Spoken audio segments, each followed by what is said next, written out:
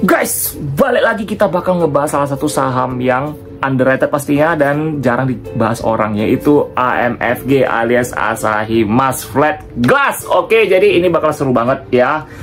Oke, jadi sebelum itu kembali lagi guys, kita punya program pengunci saham ini dia. Oke, pengunci aset lebih tepatnya. Jadi kalian sebelum investasi harus mengetahui namanya resiko keuangan juga ya, karena saham ini kan jangka panjang dan kita bakal turunin ke keturunan kita pastinya. Oke guys, jadi kalian tanyakan pada diri kalian dulu, tujuan kalian investasi saham untuk apa dulu. Oke guys, jadi ya nanti langsung saja DM ke gua ya. Gua taruh WA linknya di bawah. Oke, kalian langsung boleh DM ya, tanyakin soal program ini ya. Oke, bisa join ke situ nanti ya. Nanti gua invite ke Telegram juga abis itu untuk kumpul sama teman-teman juga di dalam, dan gua bakal bikin bisa bikin meeting mingguan sih, kayak sebulan 2 kali ya. Jadi kita bisa dari Google Meet, kalian bisa langsung tanya aku ya.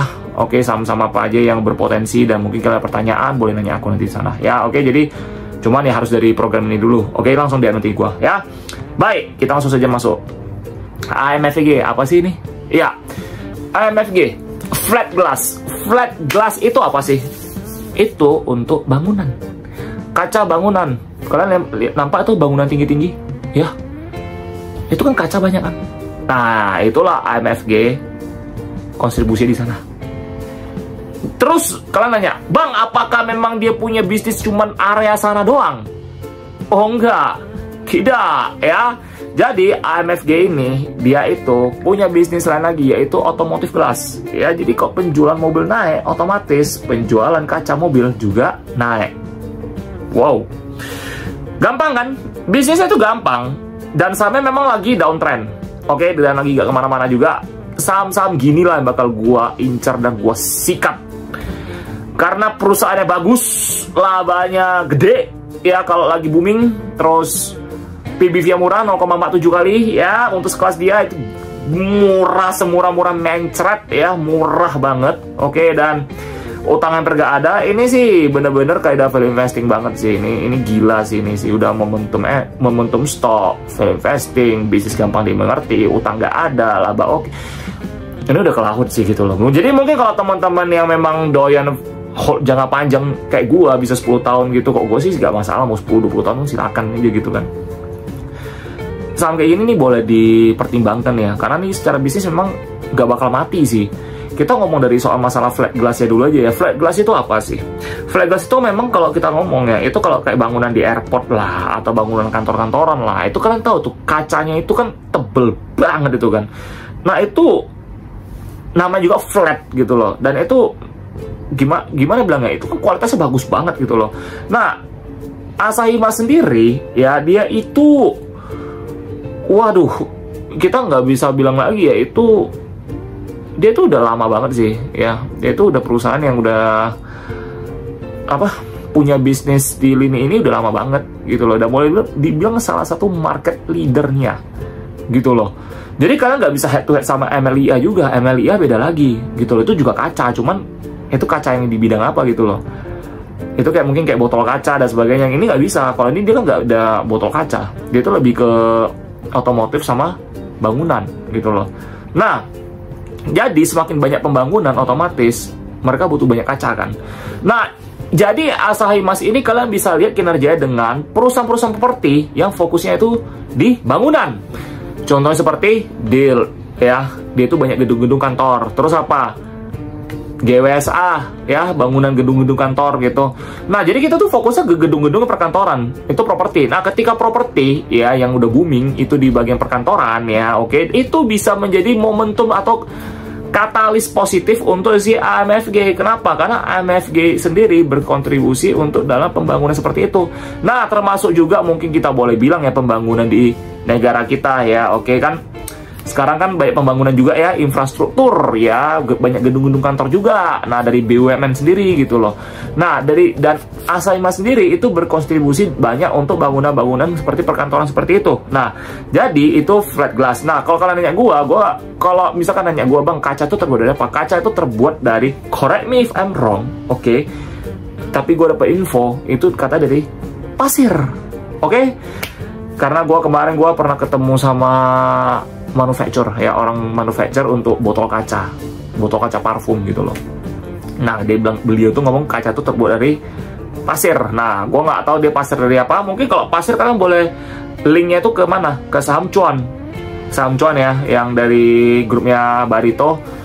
Dia kan ada akuisisi pasir itu ya, pasir putih punya ya. Dia punya material ya. Gue lupa pula namanya apa. Bentar ya, gue coba cek dulu.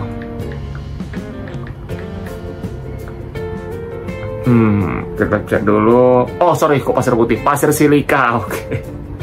Ya, jadi bisa jadi kesana juga sih. Ya, cuman gue nggak tahu kalau di kaca itu dia pasirnya pasir apa. Pokoknya itu buat dari pasir. Nah, kalau kalian nanya gue, berarti dia ini boleh bilang mengikuti harga pasir. Bener, semakin mahal harga pasir, maka semakin menyusut dia punya laba untuk kaca, gitu loh. Nah, harga kaca sendiri itu kan mahal, ya kalau apalagi bangunan, gitu loh.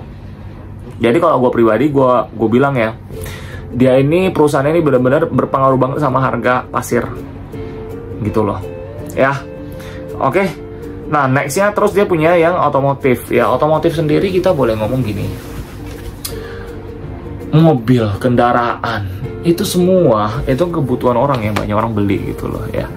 Nah, dari kalau misal otomotif booming, otomotif juga booming gitu loh. Nah, ini bisa relate juga ke saham-saham otomotif seperti Astra, ya, terus apa lagi, Gajah Tunggal kan ban, bisa relate semua. Jadi sesuatu berkaitan dengan mobil, gitu loh. Jadi kalau mobil baja dan sebagainya, kita ngomong ya. Kalau misalnya baja kan beda lagi. Mobil apa kaca yang tebel itu loh, anti peluru ya orang bilangnya, itu beda lagi gitu loh. Cuma kalau yang gue tahu sih, kita ngomong itu kok anti peluru kan tuh udah mahal banget, dan itu untuk mobil-mobil yang tertentu doang. Kita ngomong mobil mayoritasnya dulu gimana gitu loh. Nah, kalau mayoritas sendiri itu kan banyak kan mobil biasa doang ya. Nah, jadi kalau misalkan kita ngomong lagi ya, kalau kalian nanya gue prospeknya ke depan gimana, prospeknya bagus. Makanya gue bilang bagus, gak ada masalah. Ini bisnisnya gampang ya, gampang dimengerti, perputaran asetnya juga gampang dimengerti ya, utangnya juga kecil, laba juga besar, dan under value, rutin bagi dividen juga ya mereka ya. Nah, jadi gue sih pribadi, kalau gue all in, gue lamsamin sih, karena ini perusahaan bagus, gede gitu loh. Nah, kalau misalkan nanya, ya nggak semua orang mentalnya kayak kita juga, atau yang lain kan beda-beda gitu kan. Cuma kalau memang gue tuh tipe investor yang suka mainnya lamsam gitu loh, kayak cara-cara Pak Lo juga sih sebenarnya gitu kan. Nah, oke.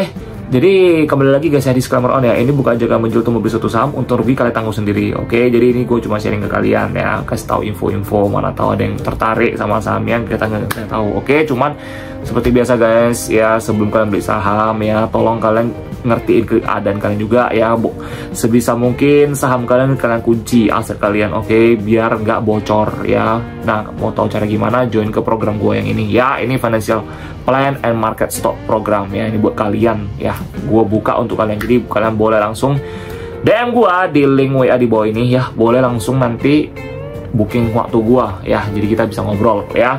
Nanti kalau misalnya udah deal, gue langsung invite kalian ke Telegram. Oke guys, so itu saja mau gue sharing ke kalian. So see you next video guys, bye.